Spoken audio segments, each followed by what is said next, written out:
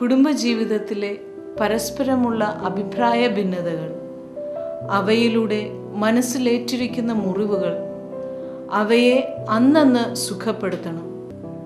നമ്മെ സുഖപ്പെടുത്തുവാൻ മുറിവേറ്റവനായ സൗഖ്യദായകനായ യേശുവിൻ്റെ അടുക്കൽ നമുക്ക് പോകാം.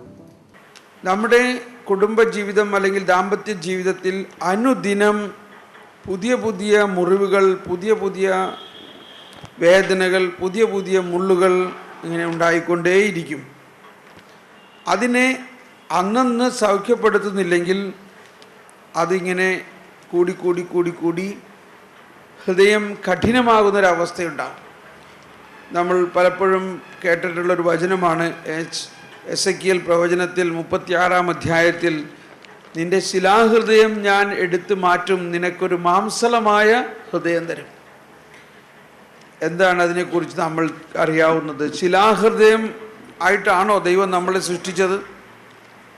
ദൈവം നമ്മളെ സൃഷ്ടിച്ചപ്പോൾ ശിലാഹൃദയമായിരുന്നോ? അല്ല. പിന്നെ എങ്ങനെയാണ് നമ്മുടെ ഈ ശിലാഹൃദയം, നമുക്കൊരു ശിലാഹൃദയം ഉണ്ടായത്?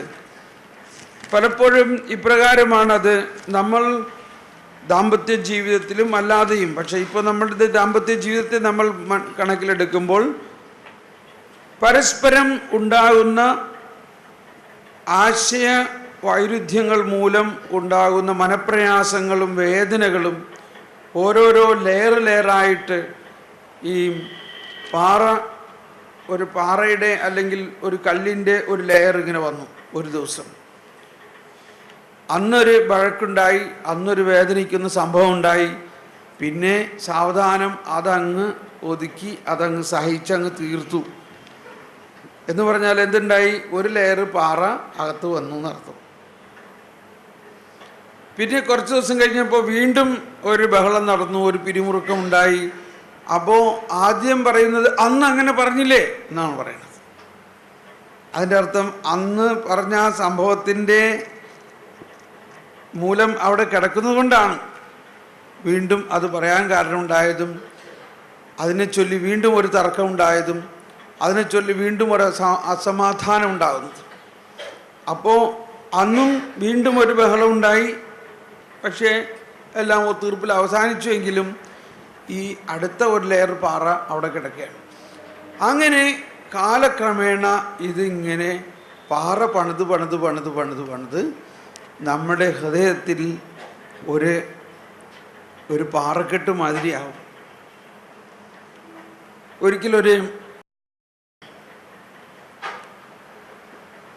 ദാമ്പത്യം ഇങ്ങനെ തകർന്നുകൊണ്ടിരിക്കുന്നൊരു ദാമ്പത്യം, അവർ ഒരു തരത്തിലും സമാധാനം കിട്ടുന്നില്ല. ഒരു ചെറിയ കാര്യം മതി ഉടനെ പൊട്ടിത്തെറിക്കും.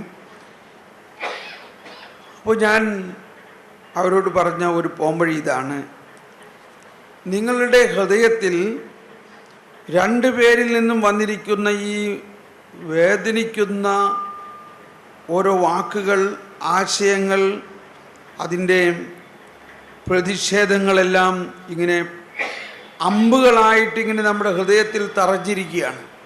കുറേ അമ്പുകൾ ഭർത്താവിൻ്റെ ഹൃദയത്തിലുണ്ട്, കുറേ അമ്പുകൾ ഭാര്യയുടെ ഹൃദയത്തിലുണ്ട്. ഈ അമ്പുകൾ ഇങ്ങനെ കൂടുന്തോറും പിന്നെ കെട്ടിപ്പിടിക്കാൻ പറ്റില്ല. പിന്നെ കെട്ടിപ്പിടിക്കുമ്പോൾ എന്ത് സംഭവിക്കും? കെട്ടിപ്പിടിക്കുമ്പോൾ രണ്ടുപേരുടെയും ഉള്ളിൽ അമ്പുകളാണ്.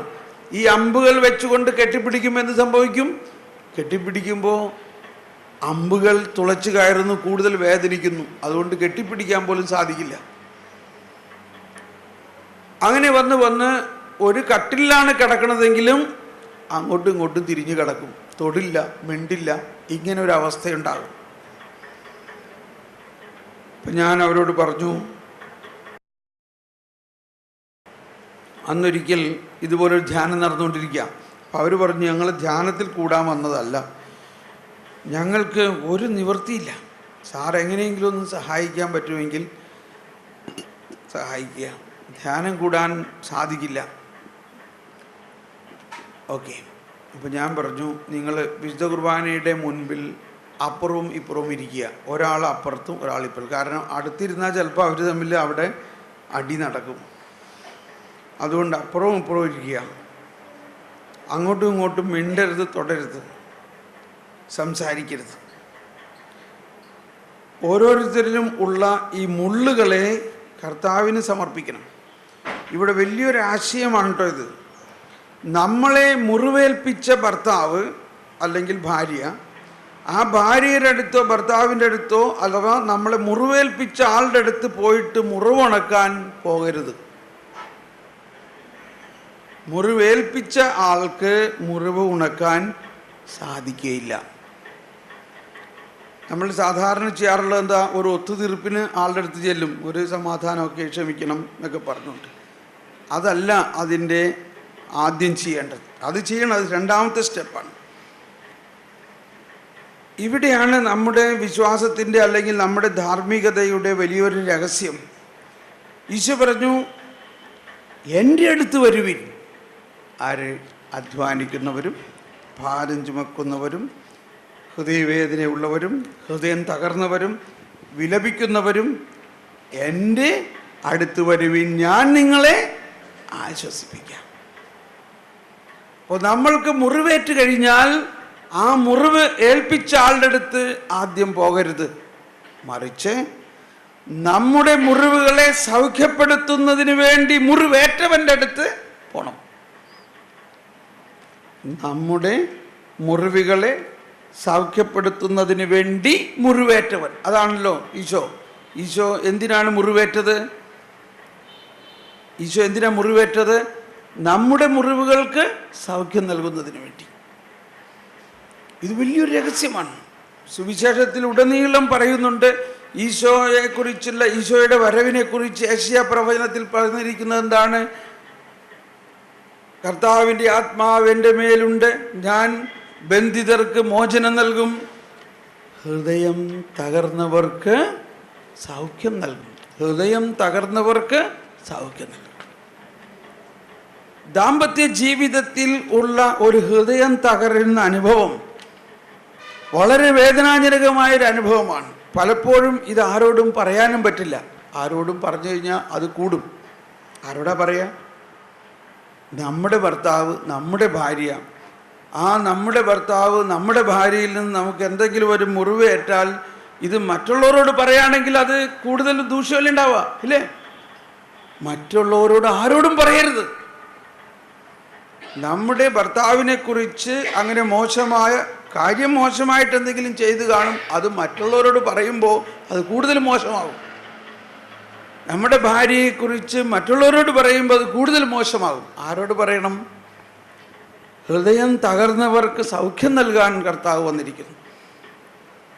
അവൻ്റെ ക്ഷതങ്ങളാൽ നാം സൗഖ്യമാക്കപ്പെട്ടു എന്നാണ് പറയുന്നത്. ഇവിടെയാണ് ഈശോ പറയുന്നത്, ഹൃദയം തകർന്നവർ എൻ്റെ അടുക്കൽ വരുവിൻ, ഞാൻ നിങ്ങളെ ആശ്വസിപ്പിക്കാം. അങ്ങനെ കർത്താവിൻ്റെ ആ തിരുമുറിവുകളോട് നമ്മുടെ മുറിവുകളെ ചേർത്ത് ആ മുറിവുകൾക്ക് സൗഖ്യം കിട്ടിയിട്ട് മുറിവേൽപ്പിച്ച വ്യക്തിയുടെ അടുത്ത് പോയി ഒത്തുതീർപ്പാക്കുക. ഇങ്ങനെ ഒരു ശൈലിയാണ് ഇനി നമ്മൾ മനസ്സിലാക്കേണ്ടത്. ഇതെല്ലാ ദിവസവും ചെയ്യണം. എല്ലാ ദിവസവും ചെയ്യണം എന്ന് പറഞ്ഞാൽ എല്ലാ ദിവസവും മുറിവേക്കുകയാണെങ്കിൽ, അല്ലെങ്കിൽ ഒരു മുറിവ് പ്രയാസം നമ്മൾക്കുണ്ടാകാം. ഉണ്ടെങ്കിൽ അതെന്തുകൊണ്ടാണ് ഉണ്ടാകുന്നത്? ഈ വിവാഹ ജീവിതത്തിൻ്റെ ആരംഭത്തിൽ തന്നെ ഇത് മനസ്സിലാക്കണം. 2 പാറക്കഷ്ണങ്ങളാണ്, ഇത് 2 കല്ലുകളാണ് ഭാര്യയും ഭർത്താവും. ഈ 2 കല്ലുകൾ ചേരുംപടി ചേർക്കണമെങ്കിൽ എന്ത് വേണം? ഇതിനെ ഉരയ്ക്കണം. ഇത് തമ്മിൽ ഉരയണം. ആ ഉരയണ ഒരു കാലഘട്ടമുണ്ട്. കുറേ കാലം അത് തമ്മിലങ്ങ് ഉരഞ്ഞു കഴിയുമ്പോൾ പിന്നെ എന്താവും? അത് പോളിഷായി, ഇല്ലേ? നല്ല മിനുസമായി, പിന്നെ പ്രശ്നം ഉണ്ടാവില്ല. പക്ഷെ ഈ ഉരയാൻ നമ്മൾ വിട്ടുകൊടുക്കണം. നമ്മൾ ഓരോരുത്തരിലും ഉള്ള മൂർച്ചയേറിയ പരുപരുത്ത പ്രതലങ്ങളെ പരസ്പരം ഉരഞ്ഞാൽ മാത്രമേ അത് സ്മൂത്ത് ആവുള്ളൂ. വെള്ളാരങ്കല്ല്, എങ്ങനെ ഈ വെള്ളാരങ്കല്ല് ഉണ്ടാകണം? വെള്ളാരങ്കല്ല് എന്തുകൊണ്ട് മനോഹരമാകുന്നു, എന്തുകൊണ്ട് അതിന് മിനുസമുണ്ടാകുന്നു? അത് മറ്റ് കല്ലുകളുടെ ഇടയിൽ കിടന്ന് ഉരയുന്നത് കൊണ്ടാണ്. അപ്പോൾ ഭാര്യയും ഭർത്താവും എന്ന ഈ രണ്ട് വെള്ളാരങ്കല്ല് അതിൻ്റെ പരുപരുത്ത പ്രതലങ്ങൾ ഇങ്ങനെ ഉരയണം. ആ ഒരു കാലഘട്ടം വിവാഹ ജീവിതത്തിലുണ്ട്. ആ പരുപരിപ്പുകൾ ഉരഞ്ഞ് സ്മൂത്ത് ആയാൽ മാത്രമേ വിവാഹം, ഈ പരുപരിപ്പ് ഉള്ള ആ പ്രതലങ്ങൾ ഉരയുമ്പോൾ നമുക്ക് വേദനയുണ്ടാകാം, പ്രയാസമുണ്ടാകും. എന്നാലും ഞാൻ ഇത്രയും സ്നേഹിക്കണ എൻ്റെ ഭർത്താവ് എന്നോട് ഇങ്ങനെ പറഞ്ഞല്ലോ, അല്ലെങ്കിൽ ഞാൻ ഇത്രയും സ്നേഹിക്കണ എൻ്റെ ഭാര്യ എന്നോട് ഇങ്ങനെ പറഞ്ഞല്ലോ, ഇങ്ങനെയുള്ള വേദനിക്കുന്ന സംഭവങ്ങളുണ്ടാകാം. ഇതിനെ നമ്മൾ ഇനി ഒരു ലിസ്റ്റ് ഉണ്ടാക്കണം. വാസ്തവത്തിൽ ആ ലിസ്റ്റ് ഉണ്ടാക്കേണ്ടത് പ്രധാനമായിട്ടും ഇത് മുറിവ് ഉണങ്ങാത്തതിൻ്റെ കാരണം ഏറ്റവും ആദ്യം എന്ത് മുറിവാണ് ഉണ്ടായതെന്ന് കണ്ടുപിടിക്കണം. നമ്മുടെ വിവാഹ ജീവിതത്തിൽ നമ്മൾക്കുണ്ടായ ആദ്യത്തെ മുറിവ്, ആ ആദ്യത്തെ മുറിവ് ഉണങ്ങിയാൽ മാത്രമേ ബാക്കിയുള്ള മുറിവുകൾ ഉണങ്ങുകയുള്ളൂ. ഒന്ന്, ആദ്യത്തെ മുറിവ്. രണ്ട്, ഏറ്റവും വേദനിക്കപ്പെട്ട ഒരു സംഭവം. ഇതാണ് രണ്ട് കാര്യങ്ങൾ. ഏറ്റവും ആദ്യമുണ്ടായ ആ മുറിവ്. ഒരിക്കൽ ഒരു സഹോദരി പറയുക,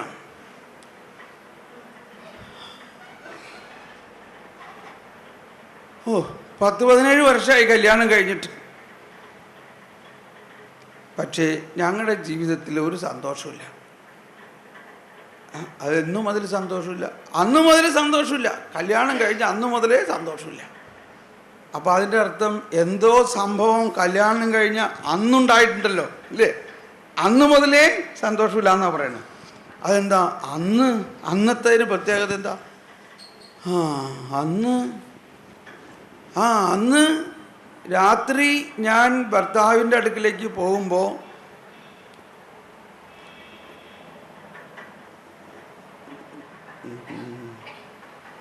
നാത്തൂൻ എന്ന് പറയുന്നത് ഭർത്താവിൻ്റെ നാത്തൂനല്ല, അതൊന്നും എൻ്റെ ഭാഷ. ഭർത്താവിൻ്റെ ചേട്ടൻ്റെ ഭാര്യ, ഏത് പറയും? അപ്പോൾ ചേടത്തി എൻ്റെ അടുത്ത് ഒരു ഗ്ലാസ് പാല് കൊണ്ടുവന്ന് തന്നുകൊണ്ട് പറഞ്ഞു, നീ ഇതും കൊണ്ട് പോയി കൊടുക്ക്.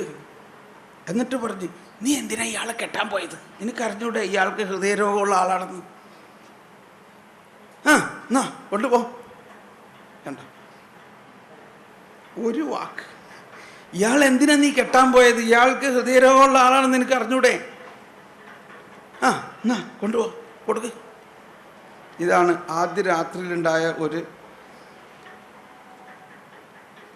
ഇങ്ങനെയാണ് നമ്മുടെ സമൂഹത്തിൻ്റെ ഒരു അവസ്ഥ.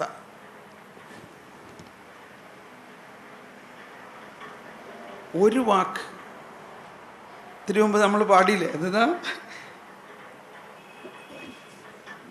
മക്കളെ ഞാൻ പറയുന്നത് കേൾക്കുവിൻ, ദൈവഭക്തി ഞാൻ നിങ്ങളെ പരിശീലിപ്പിക്കാം. ജീവിതം ആഗ്രഹിക്കുകയും സന്തുഷ്ടമായ ദീർഘായുസ് അഭിലഷിക്കുകയും ചെയ്യുന്നുവോ? തിന്മയിൽ നിന്ന് നാവിനെയും വ്യാജഭാഷണത്തിൽ നിന്ന് അധരങ്ങളെയും സൂക്ഷിച്ചു കൊള്ളുവിൻ. ഈ ഒറ്റ വാക്ക് 17 വർഷം മുമ്പ് പറഞ്ഞ വാക്ക് ഇപ്പോഴും അവരുടെ ഹൃദയത്തിൽ കിടക്കുക. അപ്പം ഞാൻ ചോദിച്ചു, എന്നിട്ട് ഭർത്താവിന് ഹൃദയം എങ്ങനെയായിപ്പോൾ? പല രോഗമൊക്കെ ഉണ്ടായി, ആളെപ്പോഴും ജീവിച്ചിരിക്കുന്നില്ലേ? ജീവിച്ചിരിപ്പുണ്ട്. അല്ല, എപ്പോഴെങ്കിലും ഉണ്ടായിക്കൂടെ? ഇതിനാണ് ഈ വിഡ്ഢിത്തരം എന്ന് പറയുന്നത്. നമ്മൾ മറ്റുള്ളവരുടെ വാക്ക് കേട്ടിട്ട് ആ വിഡ്ഢിത്തം നമ്മുടെ അകത്ത് വെച്ചുകൊണ്ട് നടക്കാം. ഇപ്പോഴും ആർക്കാ നഷ്ടം? നമ്മുടെ ദാമ്പത്യ ജീവിതത്തിൽ ആ മുറിവ് ഇങ്ങനെ കിടക്കുകയാണ്. ഒരു വാക്ക് മതി, ഒരു വാക്ക്. ഇങ്ങനെ കല്യാണ പന്തലിൽ വെച്ച് തന്നെ മുറിവേറ്റിട്ടുള്ളവരുണ്ട്. കല്യാണ പന്തലിൽ കെട്ടിൻ്റെ നേരത്തും ആദ്യ രാത്രിയിലുമെല്ലാം. അങ്ങനെ ആ ആദ്യത്തെ ദിവസവും രണ്ടാമത്തെ ദിവസങ്ങളും വളരെ ശ്രദ്ധിക്കേണ്ട ദിവസങ്ങളാണ്. അന്ന് ഇതുപോലെ ഈ ലോകത്തിലുള്ള നാട്ടുകാർക്ക് എന്ത് വേണമെങ്കിലും പറഞ്ഞൂടെ, അവരിങ്ങനെ എന്തെങ്കിലും ഒരു അമ്പ് ഇങ്ങനെ വിടും, അത് നമ്മുടെ ഉള്ളിൽ അങ്ങ് കയറും, നമ്മൾ അതുമേ പിടിച്ചിങ്ങനെ ഇരിക്കും ജീവിതം മുഴുവനും. ഒരുപാട് കുടുംബങ്ങളിലും ദാമ്പത്യ ജീവിതത്തിൽ പ്രയാസം ഉണ്ടായിട്ടുള്ളത് ആ കല്യാണത്തിൻ്റെ അന്നും അതിൻ്റെ ആ ദിവസങ്ങളിലുണ്ടായിട്ടുള്ള ചില സംസാരങ്ങളും ചില കമൻറ്റുകളും ആ വാക്കുകൾ നമ്മുടെ ഉള്ളിൽ കയറിയിട്ട് അത് നമ്മളെ വേദനിപ്പിച്ച് ആ വേദനയും ചുമന്നുകൊണ്ട് നമ്മൾ നടക്കുകയാണ്. കർത്താവ് വന്നിരിക്കുന്നത് ഇതെല്ലാം എടുത്ത് മാറ്റാൻ വേണ്ടിയാണ്. അപ്പോൾ അങ്ങനെ ആ ആദ്യ ദിവസങ്ങളിലുണ്ടാകുന്ന ആ മുള്ളുകൾ നമ്മൾ എടുത്ത് മാറ്റുന്നില്ലെങ്കിൽ അതും പറഞ്ഞുകൊണ്ട് നമ്മൾ എന്നും ഇങ്ങനെ വീണ്ടും വീണ്ടും അത് തന്നെ എടുത്തിങ്ങനെ പറഞ്ഞുകൊണ്ടിരിക്കും. അതെന്തുകൊണ്ടാണ് പറഞ്ഞുകൊണ്ടിരിക്കുന്നത്? ഇതകത്ത് കിടക്കണോണ്ടാണ്. നമ്മുടെ മനസ്സിൻ്റെ ഒരു സ്വാഭാവിക സ്വഭാവമാണത്. നമ്മുടെ മനസ്സിൻ്റെ അടിത്തട്ടിൽ കിടക്കുന്ന ചില ആശയങ്ങൾ തികട്ടി ഇങ്ങനെ വന്ന് നമ്മൾ അതെടുത്ത് ഇങ്ങനെ പുലമ്പിക്കൊണ്ടിരിക്കും. അത് കേൾക്കുമ്പോൾ മറ്റേ ആൾക്ക് ഭയങ്കര പ്രയാസമാകും. അപ്പോൾ അയാളുടെ മനസ്സിൽ കിടക്കണതെല്ലാം അങ്ങ് പുറത്തു വരും. ഇങ്ങനെ കുറേ അമ്പുകൾ അങ്ങോട്ടും ഇങ്ങോട്ടും നമ്മൾ എഴുതു കൂട്ടും. അപ്പോൾ ഞാൻ ഈ ദമ്പതിമാർ എൻ്റെ അടുത്ത് വന്നപ്പോൾ പറഞ്ഞു, നിങ്ങൾ രണ്ടുപേരും ഒരു കടലാസ് എടുത്ത് എഴുതുക, എന്താണ് നിങ്ങളെ വേദനിപ്പിച്ചിട്ടുള്ള സംഭവങ്ങൾ.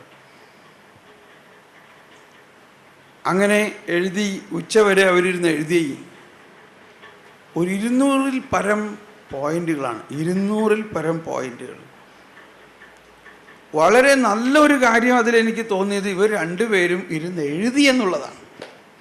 ഇങ്ങനെ നമ്മുടെ ജീവിതത്തിൽ ആരെങ്കിലും ചെയ്തിട്ടുണ്ടോ? ഇത്രയും വിവാഹ ജീവിതത്തിൽ ഇത്രയും നാളായിട്ട് എന്നെങ്കിലും നമ്മുടെ ജീവിതത്തിലെ ഈ കൂരമ്പുകൾ, നമ്മളുടെ ഹൃദയത്തിൽ തറഞ്ഞു കിടക്കുന്ന ഈ പാറക്കല്ലുകൾ നമ്മൾ പിറക്കിയെടുക്കാൻ ശ്രമിച്ചിട്ടുണ്ടോ? നമ്മൾ കുളിക്കും, പൗഡറിടും, വസ്ത്രമിടും, മിനുങ്ങണ ആഭരണങ്ങളിടും. പക്ഷെ നമ്മുടെ അകത്ത് കിടക്കുന്ന ഈ കല്ലുകൾ ചുമന്നുകൊണ്ട് നമ്മൾ നടക്കുകയാണ്. ഇവരെ സംബന്ധിച്ച് നന്മ ഉണ്ടായത് അവർ ഇത് ശ്രവിച്ചു, അവിടെ ഇരുന്ന് എഴുതി.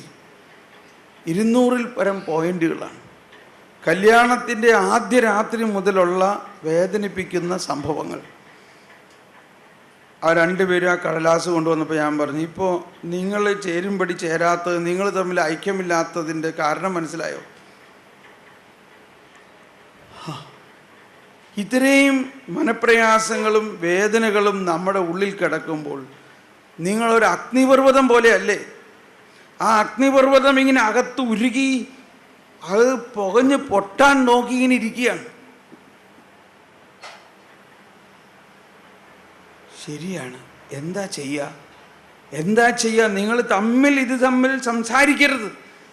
ഇപ്പോൾ സമയം തരാം. ഇപ്പോൾ നിങ്ങൾ പോയിട്ട് ഞാൻ അയാളോട് ക്ഷമ ചോദിക്കാമെന്ന് പറഞ്ഞ് ചെല്ലരുത്. ചെന്നാൽ ചിലപ്പോൾ അടി കിട്ടും. കാരണം ഇതിങ്ങനെ വീർത്ത് പൊട്ടാനിരിക്കുകയാണ്. ഇപ്പോൾ ചെയ്യേണ്ടത് വീണ്ടും കർത്താവിൻ്റെ അടുത്ത് തന്നെ ചെന്നിട്ട്, എൻ്റെ കർത്താവേ, നീ വന്നിരിക്കുന്നത് ബന്ധിതർക്ക് മോചനം നൽകാനാണ്. ഇപ്പോൾ ആരാ ഇവിടെ ബന്ധിതൻ? നമ്മൾ ഓരോരുത്തരിലും എന്തെല്ലാം ബന്ധനമാണ്. ഇതാണ് ബന്ധനം. ഞാൻ ചിലപ്പോൾ ഇങ്ങനെ ഒന്ന് പ്രകോപിപ്പിക്കാൻ, പ്രൊവോക്കേഷൻ എന്നുള്ളതിന് വാക്കിന് പ്രകോപിപ്പിക്കാൻ എന്നല്ല പറഞ്ഞു, പ്രൊവോക്കേറ്റ് ചെയ്യാൻ വേണ്ടി ചോദിക്കും, നിങ്ങളൊരു ക്രിസ്ത്യാനിയാണോ എന്ന് ചോദിക്കും. അതെന്താ അങ്ങനെ ചോദിക്കണേ? ഒരു ക്രിസ്ത്യാനിയാണെങ്കിൽ ക്രിസ്തു എന്തിന് വന്നു, ക്രിസ്തു നമുക്ക് എന്ത് നൽകുന്നു, അത് നമ്മളുടെ അനുഭവമാകണം. നിങ്ങൾ ഇത്രയും വിദ്വേഷവും വെറുപ്പും വെച്ചുകൊണ്ടിരിക്കുകയാണെങ്കിൽ നിങ്ങളൊരു ക്രിസ്ത്യാനി അല്ല. ഒരു ഷോക്ക് അടിക്കുന്ന മാതിരി അത്. നീ ഒരു ക്രിസ്ത്യാനിയാണോ എന്ന് ഞാൻ ചിലപ്പോൾ ചോദിക്കും. കാരണം ഇത്രയും വെറുപ്പും വിദ്വേഷവും വെച്ചുകൊണ്ടിരിക്കുകയാണെങ്കിൽ എങ്ങനെ നമ്മളൊരു ക്രിസ്ത്യാനിയാണെന്ന് പറയാൻ പറ്റും? ആരാ ക്രിസ്തു? ശത്രു സ്നേഹം ക്രിസ്തുവിൻ്റെ മുദ്രയാണല്ലോ. മുദ്രാവാക്യമാണല്ലോ. എല്ലാവരും ചേർന്ന്. ശത്രു സ്നേഹം ക്രിസ്തുവിൻ്റെ മുദ്രയാണല്ലോ, മുദ്രാവാക്യമാണല്ലോ. ശത്രുവിനെ മിത്രമാക്കാൻ ശക്തമാണല്ലോ, അതു സത്യമാണല്ലോ. ക്രിസ്തീയ ആധ്യാത്മികതയുടെ വലിയ ഒരു രഹസ്യം ഇതാണ്. ക്രിസ്തു നമുക്ക് നൽകുന്ന സ്നേഹത്തിൻ്റെ കപ്പാസിറ്റി നമ്മളെ സ്നേഹിക്കുന്നവരെ സ്നേഹിക്കുക എന്നുള്ളതിലല്ല, മറിച്ച് നമ്മളോട് വിദ്വേഷം പുലർത്തുന്ന ഏവരെയും സ്നേഹിക്കാനുള്ള ഒരു കപ്പാസിറ്റിയാണ് ക്രിസ്തീയ സ്നേഹം എന്ന് പറയുന്നത്. അത് നമ്മൾ കണ്ടെത്തിയിട്ടില്ല. അതുകൊണ്ട് ഞാൻ അവരോട് പറയും, നിങ്ങളൊരു ക്രിസ്ത്യാനിയാണോ എന്ന് ചോദിക്കും. നിങ്ങളൊരു ക്രിസ്ത്യാനിയാണ് എങ്കിൽ ശത്രുവിനെ സ്നേഹിക്കാനുള്ള ഒരു കഴിവ് നിങ്ങളിൽ ഉണ്ടാകണം. ഇതിപ്പോൾ ശത്രുവല്ല, നമ്മുടെ ഭർത്താവാണ്, നമ്മുടെ ഭാര്യ. പക്ഷേ അവിടെ നമ്മുടെ ഉള്ളിൽ ആ അന്ധകാരത്തിൻ്റെ പ്രവർത്തനം മൂലം നമ്മൾ ഏറ്റവും കൂടുതൽ സ്നേഹിക്കേണ്ടവരായ നമ്മളിൽ ശത്രുത ഉണ്ടാക്കിയിരിക്കുന്നു. ആ ശത്രുതയെ മാനുഷികമായ ശക്തി കൊണ്ടോ സ്നേഹം കൊണ്ടോ അകറ്റുക സാധ്യമല്ല. It is impossible.